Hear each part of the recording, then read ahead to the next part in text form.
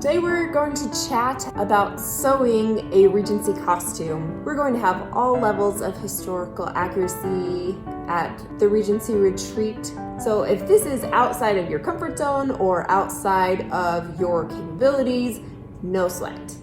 This is supposed to be about fun and supposed to be about fulfilling all of your Regency dreams. But let's take a look at what you can do and where you can go for patterns and the types of fabric that you want to use for your Regency costume.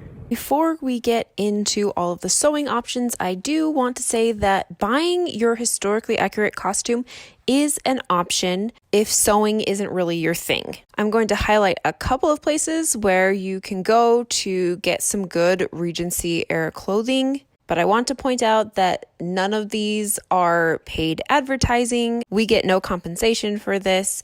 They're just places that we know make good quality products. And there are plenty more places that have great stuff that we haven't mentioned. These are just a few. Stays are probably one of the most important parts of a Regency costume, and Redthreaded is considered in the historical costuming community to be one of the best. They have a couple different options for Regency stays. They have these long stays, which are going to be better if you need a little bit more support.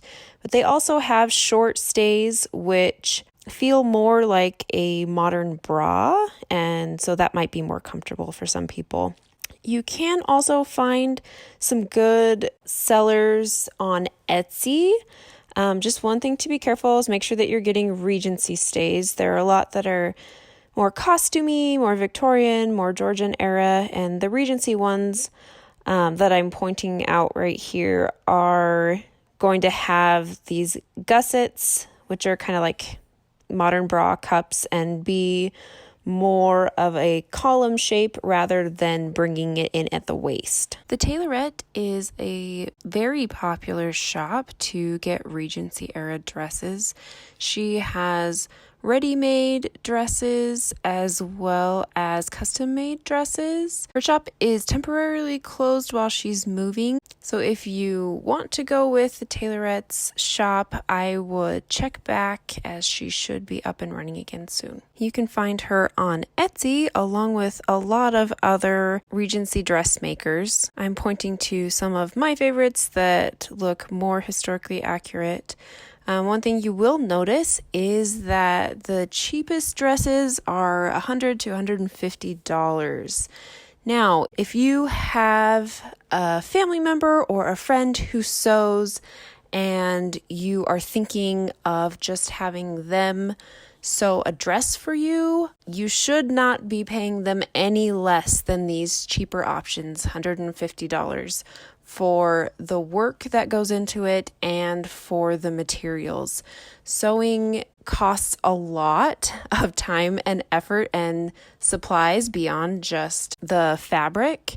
So please, please, please make sure that you are compensating your family member or friend as much as they should be for a project like this. A lot of accessories are going to be things that you want to buy instead of make anyway. For example, gloves. Vintage gloves that you can find on Etsy are great for Regency costumes. Also stockings. These are silk stockings that I bought from American Duchess, but you can also buy them from Burnley and Trowbridge and a couple other places.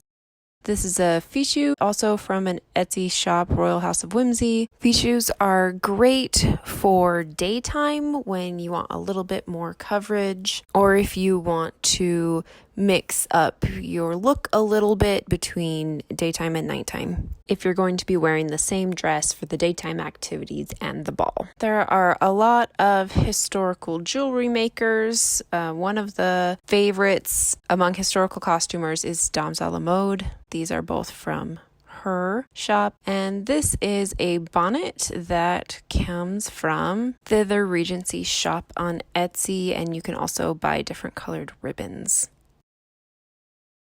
There aren't very many shops that reproduce Regency era shoes. One of the reasons I think is because a lot of modern flats are very similar in style, so they're easier to find. American Duchess is one of the more popular historical shoe makers, and as of right now, they don't have any Regency things. I think they will be getting some in, but probably not in time for the retreat. These are a pair of lace-up flats that I just bought on Amazon, and I took the lacing out and added ribbons to make it a little bit more Regency.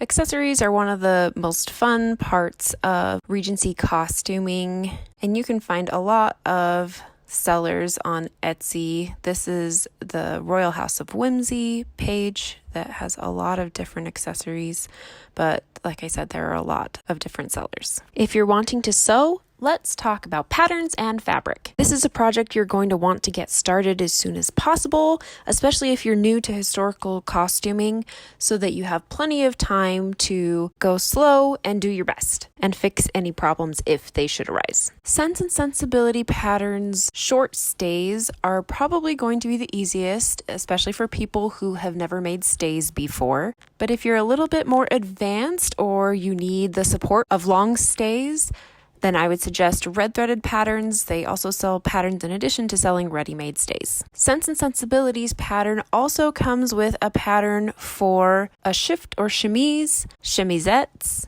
so you can make all of your Regency underpinnings from the same pattern. These are some of the most common patterns for gowns. This first one by Simplicity is the one that I used for my first Regency dress, and I know a lot of people have used this one as a starter. It's not completely historically accurate, but it's going to be more familiar of an assembling process for someone not familiar with historical costuming. This one is out of print technically, but you can find it on eBay and Etsy.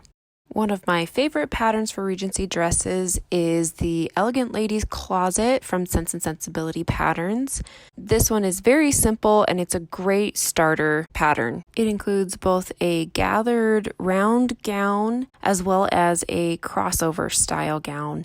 And the instructions are very clear and easy to follow. The woman who makes this pattern is also super friendly and always willing to help you out if you email her.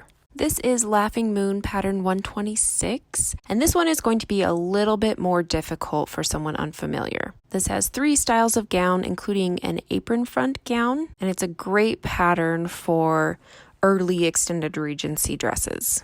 And finally, we have this Simplicity pattern, which is for an earlier era Regency dress created by American Duchess. This one is going to be pretty easy to find, as you can just find it at your local fabric store. And the instructions are going to be familiar to people who regularly make clothes using commercial patterns. The Sense and Sensibility pattern can be found at sensibility.com, and Laughing Moon patterns can be found a variety of places, including laughingmoonmercantile.com. The Elegant Ladies Closet and Laughing Moon 126 can be purchased in PDF form, which is nice. You do have to print them out and cut them out, but it means that you can reuse the pattern over and over, and if you lose a piece, you can just print out a new one. On to fabrics. The first one I'm going to mention is quilting cotton. This is my first Regency dress, and I made it out of quilting cotton.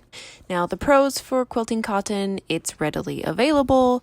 There are a lot of pattern options. It isn't very expensive, and it's an easier fabric to work with. Now, with quilting cotton, you aren't going to get that nice light flowiness that I was talking about in the last video that you would get from a voile or other type of fabric. This is another dress I made out of a voile I got from Amazon. This one also wasn't super expensive, and it just has a better feel for Regency era. But if you have a quilting cotton that you like the pattern on, that you're comfortable sewing with, I say go for it. This is your costume, so you should make it uniquely you. One great source for cotton fabric is sheer curtains. I would go for 100% cotton.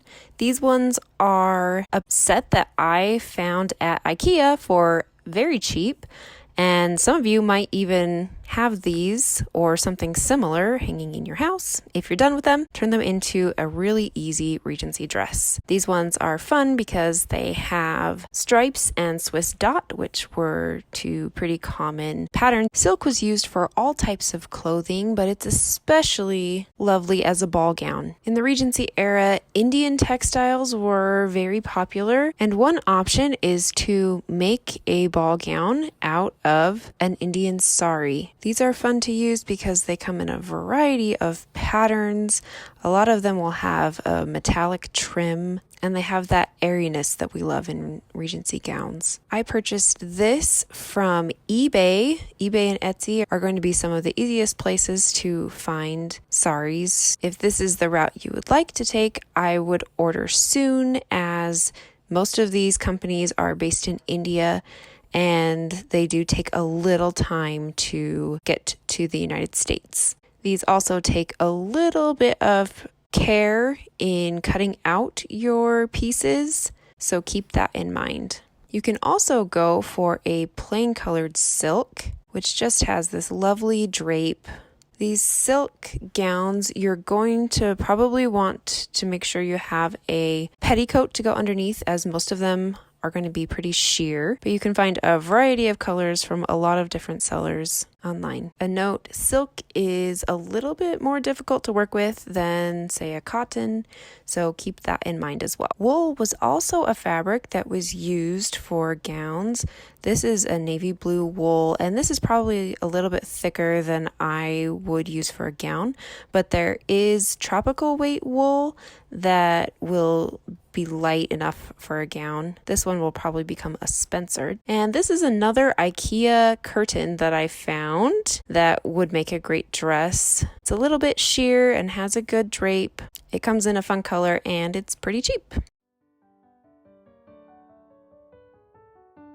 Hopefully that sparks some ideas for those of you who would like to make your Regency costume. We are all so excited for the Regency retreat in September. Grab your tickets starting June 1st, and we hope to see you there.